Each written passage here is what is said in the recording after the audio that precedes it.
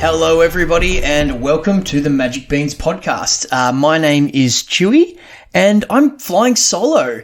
Whilst the rest of the beans are having some sun, some surf and some sand and some well-earned time off down the coast, myself being, the hardest working, most dedicated member of the Beans family, I am here bringing you the best casually competitive content that I possibly can. So thanks so much for tuning in. A very happy new year to everybody. We're recording this in the first couple of days after the New Year's, so a little bit of a New Year's theme to today's episode. Not going to get into, New Year's resolutions and things like that, but a little bit of a theme. So probably a little bit of a shorter episode today because, I'm flying solo, but you just never know where tangents are going to take us. So as I mentioned, the rest of the beans are down on a well-earned break, and flying solo is something that, something I've never done before. So hopefully you stick with me and the puns and the droning of my voice doesn't turn you off too much. I did threaten to do a 4-hour deep dive on the KCI combo, but I did get talked out of that. So for anybody who would like to hear that, I reckon I could talk for 4 hours about KCI. I do love that deck very much. So we're going to talk about a few things today. We've got some events coming up. As I mentioned, we've got the new year. We've been playing some games over Christmas. I was down in the same area as the guys over the weekend, down in the same place playing some games. So I want to touch on what we did there. And of course, we'll announce the winner of Shorty's Collector Booster giveaway. So for those who didn't listen to the last cast, Shorty top 30'd the Mogul Championships, which was an arena ladder-based event that was held throughout November and December, I believe. And, got some sweet swag. I think that's what the kids say, sweet swag. Not sure. You can tell I'm nearly 40. Anyway, so part of the prize support that Shorty got was a bundle, which included a collector booster. So put a shout out on our podcast, on social media about a giveaway, the first giveaway, the inaugural Beans giveaway. And, that was the collector booster. So the challenge was to give us a shout out on Twitter, wish us a Merry Christmas or a Happy New Year or Happy Holidays or whatever it is that you prefer to say at this time of year. And so stay tuned to the end of this episode. Now, don't skip to the end. I know you were thinking about it. Don't do it. Don't do it. Guaranteed, it'll be worth your while to stick around. Anyway, so we've got some decent content for you today, which is pretty good. So for myself, I'm going to start off on a personal note, and I'm gonna try and play a little bit more Magic this year. My work should have calmed down a little. I've been working on a major project, so things have been pretty intense for the last 2 years, and we're sort of moving into a more, business as usual mode. So I should have a little bit more time and a little bit more ability to actually get to some more Magic events. So I'm really looking forward to that. And that's actually going to start next weekend for me, where the first of our local WPNQ, which is not even sure what that stands for. Anyway, the in-store latest iteration of the PTQ system. And this season is modern, and I'm excited by that because I do enjoy playing modern. It's a format that, feels powerful and it's quite diverse. And, I am very much looking forward to that. So that's happening next weekend. I've narrowed things down to 2 decks. The first of which is Drazi Trolley, which is what I played at the last PTQ. It's a deck that's got some juice. It's got some power. You can just play super fast, disruptive beat sticks in your Eldrazi, as well as having the, combo-esque feeling that is the Khan, the Great Creator, with Mycos Inflatus and all of the toolbox sideboard shenanigans that come along with that. So, tossing up between those two. Haven't updated the Eldrazi Tron list since the Hogak PTQ that I played in. So probably have some changes to that. For instance, I'm playing a Scavenger Grounds in the main deck just as an extra way to deal with the graveyards that were such an issue during the Hogak meta. That'll probably become a different utility land. Haven't quite decided what that would be. Perhaps another Ghost Quarter for, the Tron matchups, or to kill those pesky utility lands that might be floating around. So, yeah, getting into that. I think Wizards probably missed a trick with not having Pioneer as the format, sort of struck while the iron's hot. But I guess perhaps they're waiting for a bit of a string of no bans. So we'll see how they go there. But yeah, I believe there will be some qualifying events with Pioneer. So yeah, pretty pumped for that. We'll talk about some Pioneer stuff a little bit later as we get into some Theros Beyond Death preview cards. We're not going to do much of a deep dive. We'll just talk about it a little bit. But yeah, it's some pretty exciting cards there. Pretty sweet trailer. Once again, Wizards doing a really good job with the trailers. I really do like them. So the other deck that I'm thinking about playing, there we go. The first of my probably many tangents there. So my other deck that I'm contemplating playing in the modern event is good old-fashioned Affinity, a deck that I've played since the start of my career in Magic, really. My first deck was the Arcbound Precon.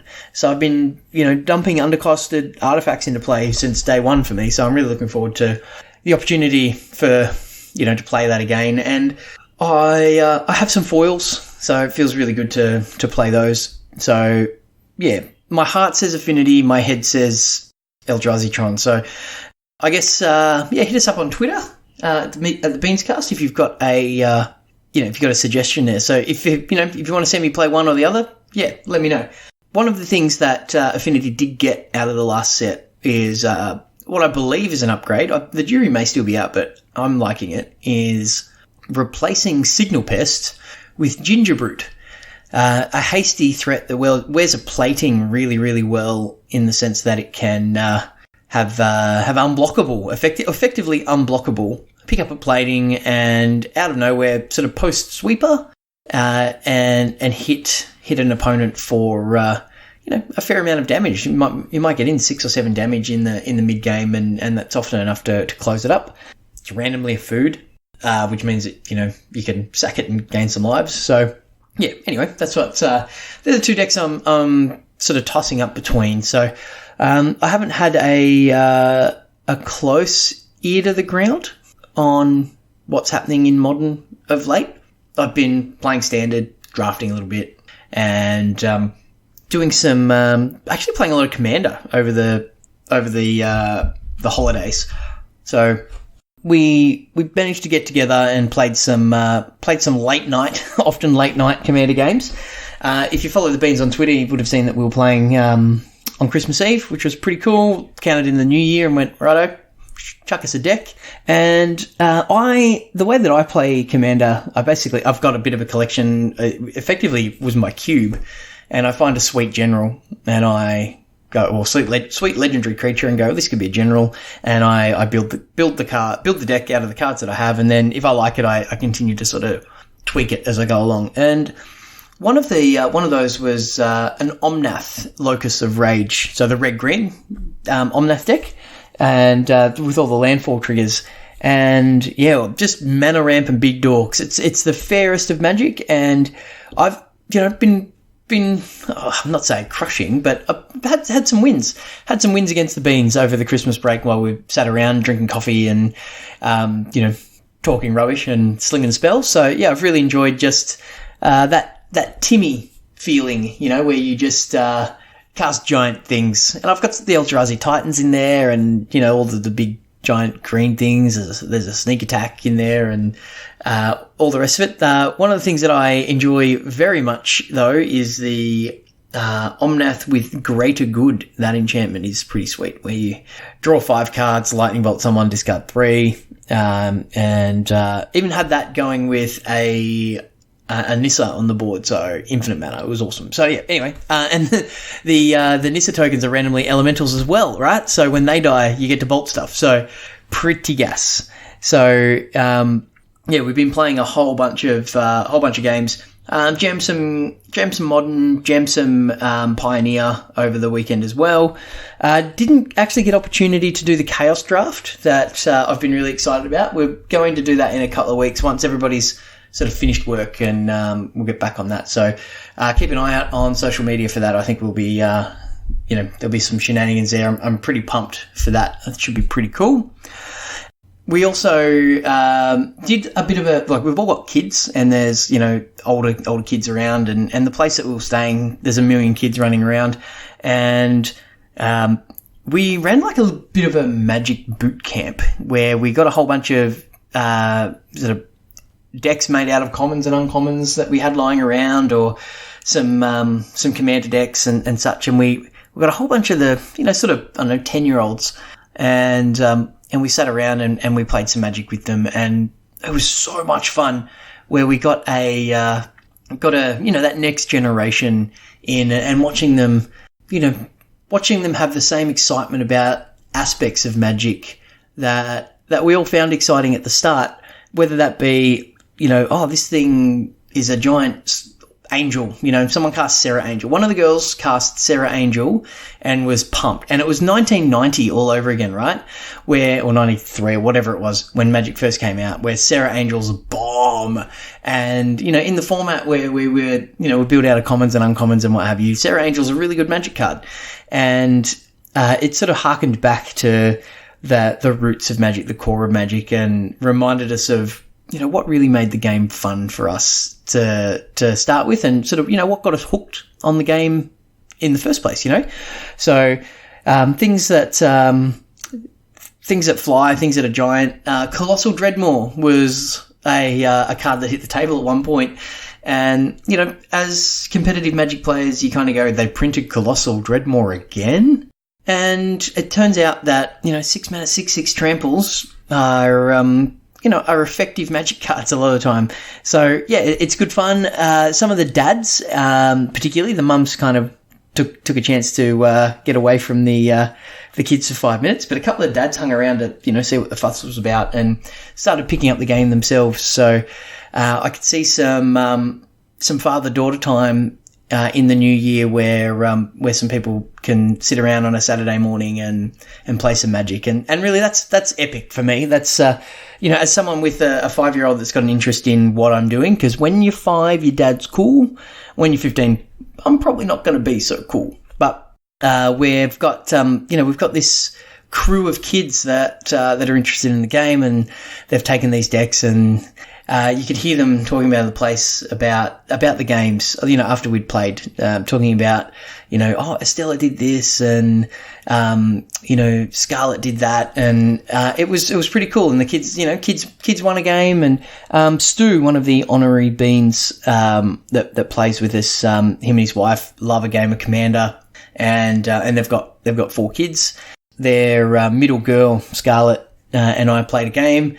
And, I got it down to 2 life with the Goblin Bushwhacker deck before the green-black grind explore package kind of overtook, and, a couple of Eldritch Reborns and cast downs on some key creatures, and my 1/1 tokens just, couldn't get the job done against her 2/3, explore creatures, and, she was really excited that she beat me in a game of Magic. So, she was pretty pumped by that. So, well done, Scarlet. Got a good win on the board there, and did it, not with angels, not with flyers, but with just good old fashioned green, black, grindy, graveyard recursion, like real Magic. So, yeah, it was a really, really fun thing to do.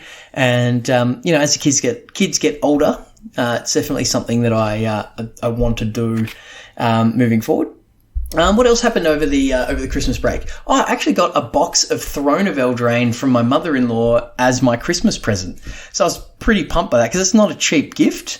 So shout out to Carol for hooking me up with some sweet Magic cards. Got a Goose, got a couple of good rares, couple of foils. Had a good bunch of mythics. and got a Brazen Borrower, which I've lent to Shorty to finish off his deck because he's going to be playing in some events over the next couple of weeks. So yeah, it's a pretty sweet Christmas, Jesus' birthday, pretty sweet Christmas gift when you get some Magic cards, especially a box of Magic cards. I really couldn't believe that. So well done to the mother-in-law for hooking us up with that. So the guys are still down there. As I mentioned before, I'm heading down the weekend again. I've just had to work the last couple of days, but then drive the couple of hours down the coast and get to sling some spells. I'll probably pass Cracker on the highway. You know, the rest of the guys will be there and we'll jam some more games. So really looking forward to that. And, starting off the new year with lots and lots of games with, some of my favourite people. So excited by that, very much so. So as we move into the new year, we've always got a discussion, something that happens when you're out and about. What's your New Year's resolution? What are you going to do in New Year's? What are you going to do differently? How is your 2020 going to be better than 2019? And I'm not one to make New Year's resolutions, but given that the other beans are not here to defend themselves, instead of a New Year's resolution, I'm actually going to throw down a New Year's challenge to each of those beans.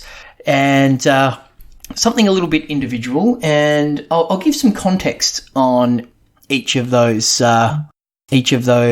challenges that I'll give, and it's a little bit about my relationship with each of those individual beans and their relationship with the game as I understand it, at least. So I'll go through in sort of no particular order. Well, a bit of a particular order. I'm going to do Shorty last because, often comes last. So Cracker, this one's for you.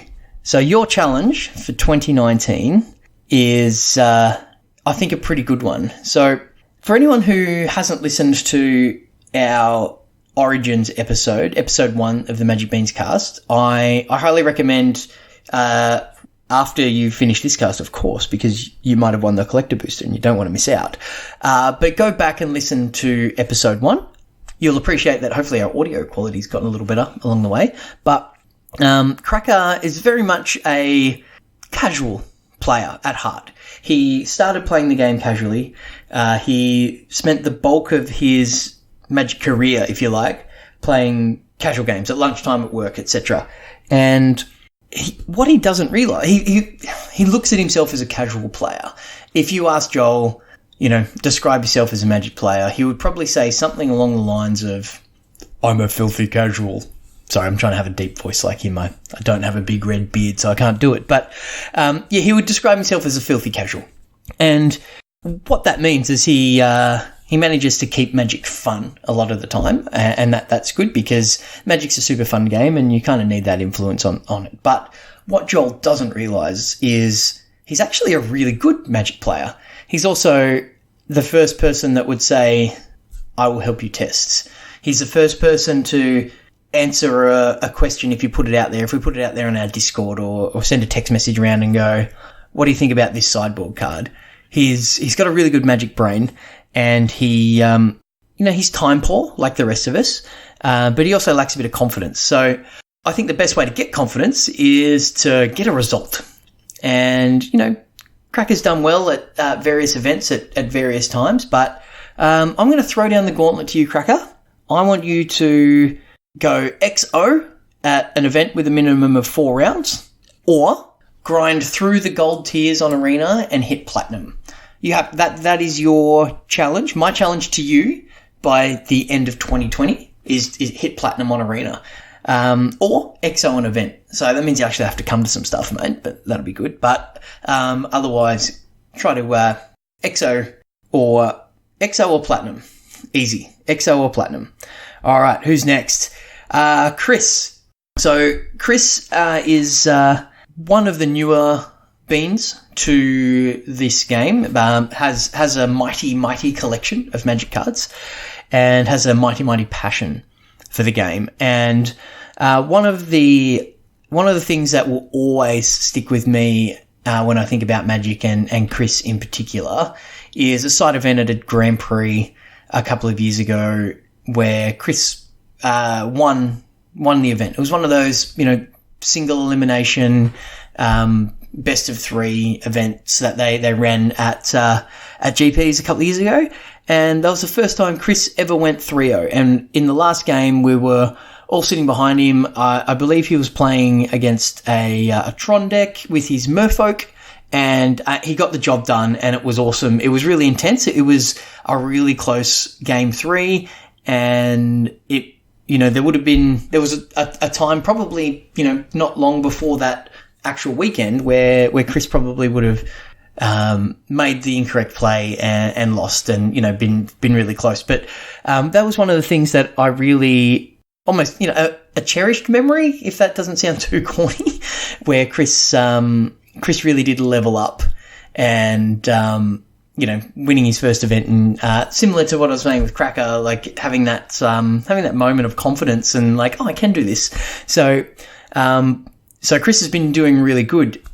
He's been, playing a lot and, getting some wins. He went up with his brother to the last Grand Prix, jammed a bunch of side events, and they, came home with, 2 boxes each in prizes or something for the $100 entry.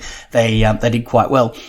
But my challenge to you, Chris, over the course of 2020 is to 3-0 a draft. You've been playing a lot of Constructed, and you're into it and you love it, but 3-0ing a limited event where you've drafted the right deck, you've built it correctly, and then you've played really well is that next level in reward.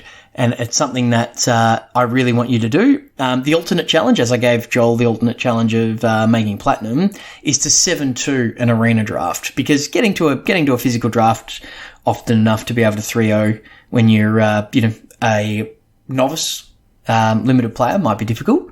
But 7-2ing a draft on arena, I'd really like to see you do that as your challenge into 2020. So Gauntlet thrown down there as well. Scott is our newest bean. He's probably the most experienced gamer amongst us, but he's the newest to Magic, and certainly the newest to competitive Magic. So I'm going to set Scott quite a simple challenge. It's to do something he's been talking about doing for a really long time.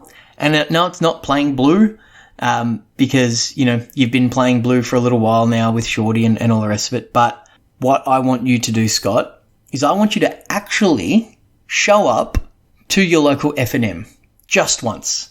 Just go to your Friday Night Magic with your standard deck and play some rounds. It doesn't matter if you don't win. Doesn't matter if you don't win a game. Doesn't matter if you don't do a point of damage to your opponents.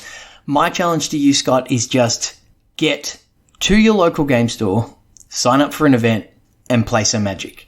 Because your local game stores are the heart and soul of the Magic community.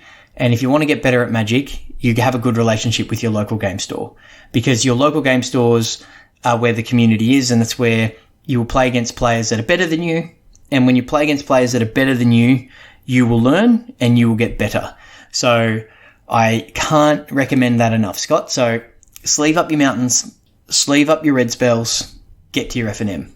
All right, who's next? That's right, Shorty.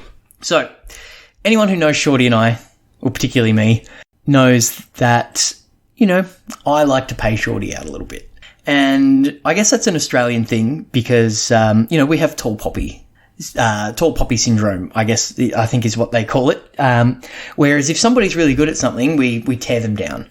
Maybe it comes from our convict roots, from 220 years ago or whenever it was, where we like to make sure people don't get too ahead of themselves. Not that Shorty's ever gotten ahead of himself. He's pretty down to earth, but I always give Shorty a bit of stick because he's really good at Magic.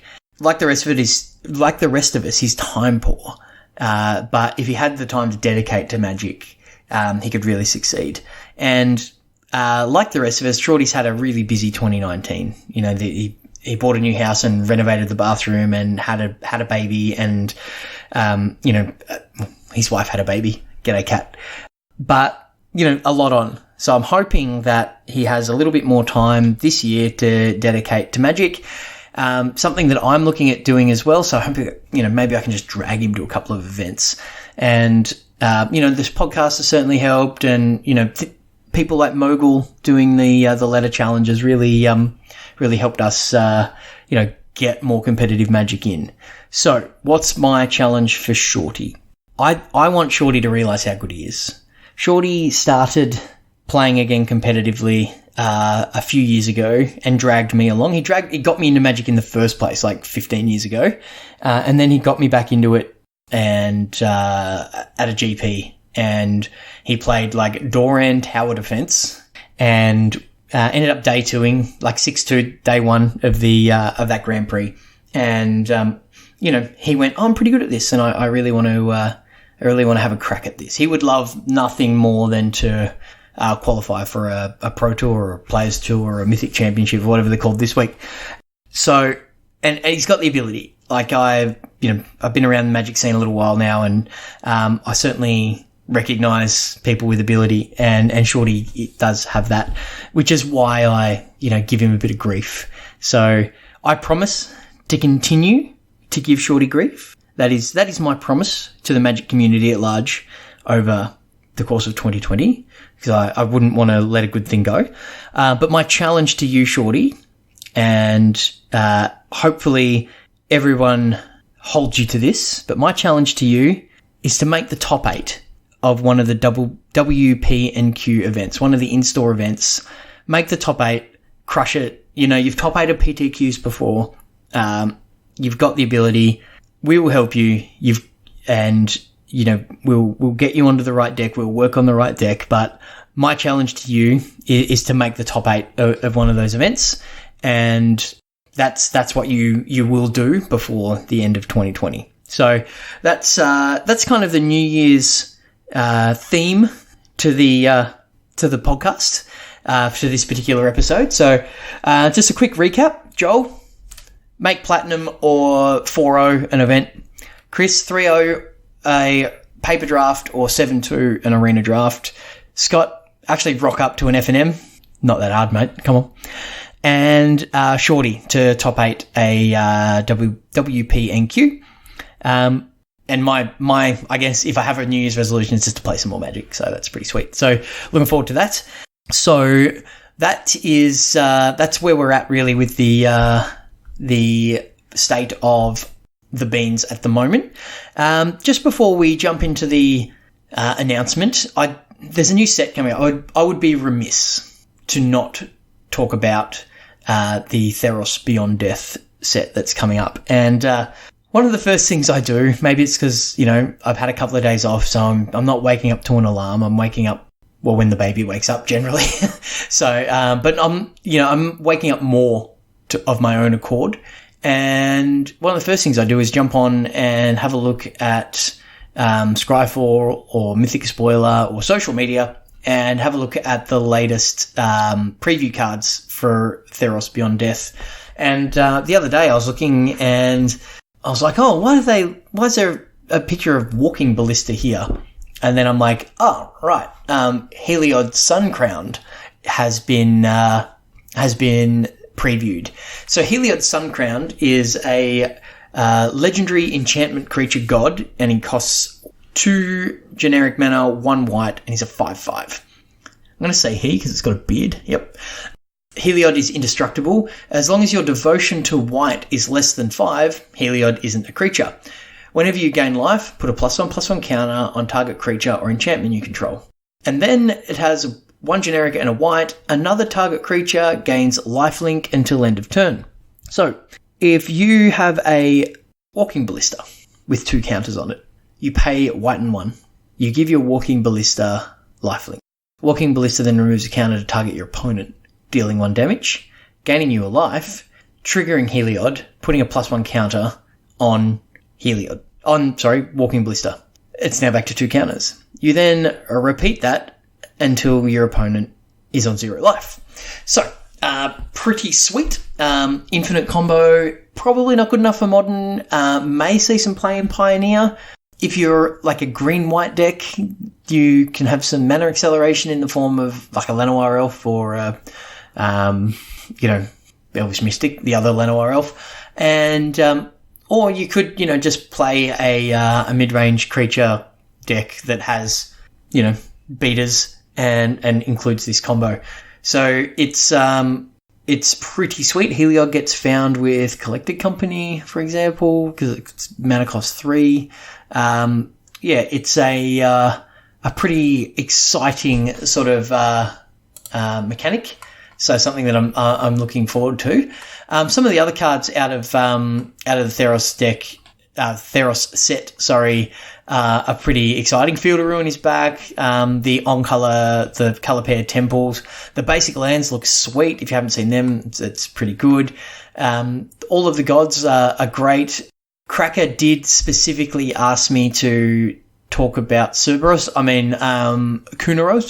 Hound of Athreos, who is a 3 mana, 1 generic, white-black for a 3/3 legendary creature hound.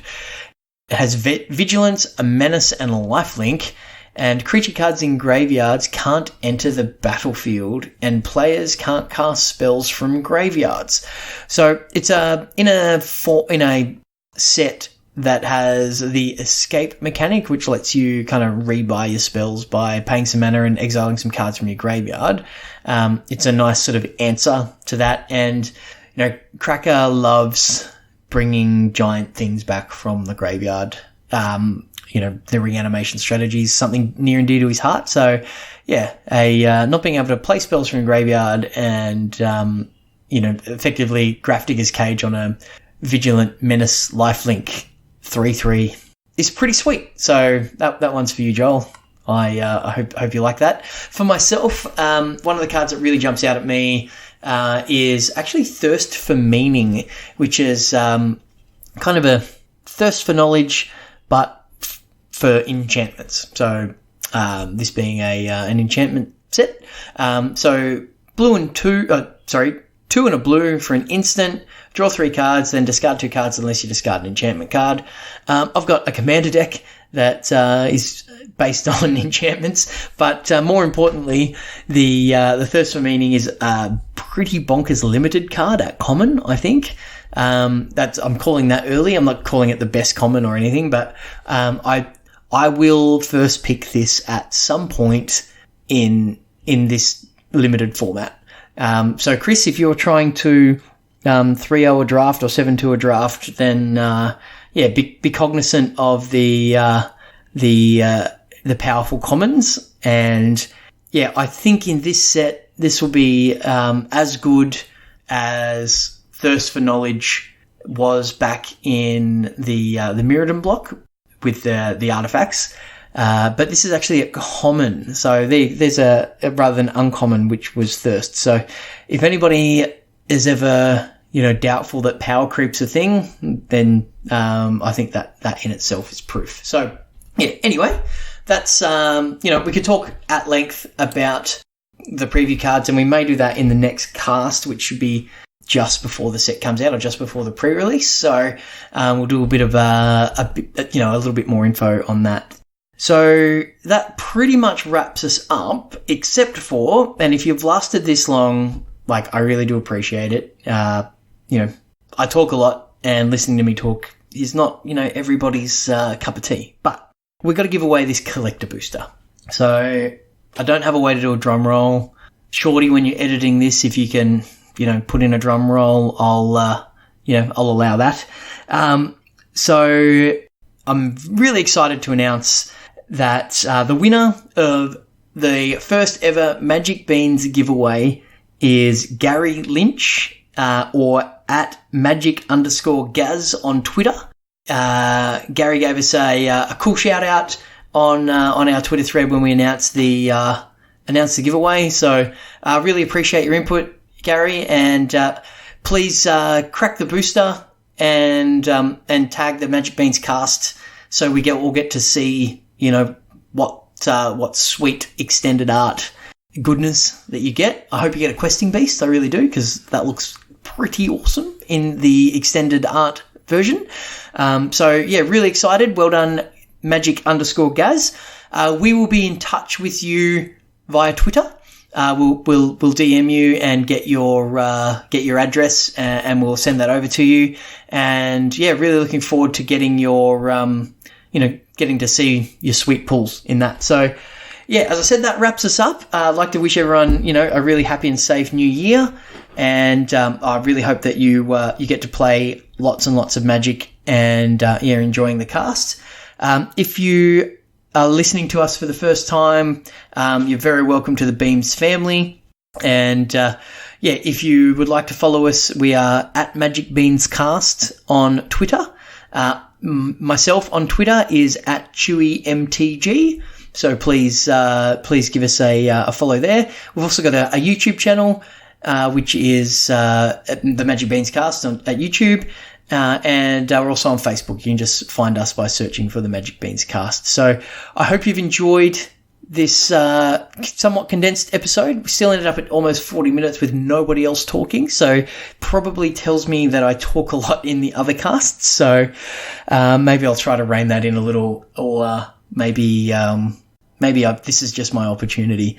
If you would like to hear about the 4 hours of KCI, I might do that if people maybe we'll run a poll. Anyway, so check us out. Thank you so much for listening to this episode of the Magic Beans Cast. We'll see you next time. Congratulations, Gary, and I hope everybody draws a good mix of lands and spells.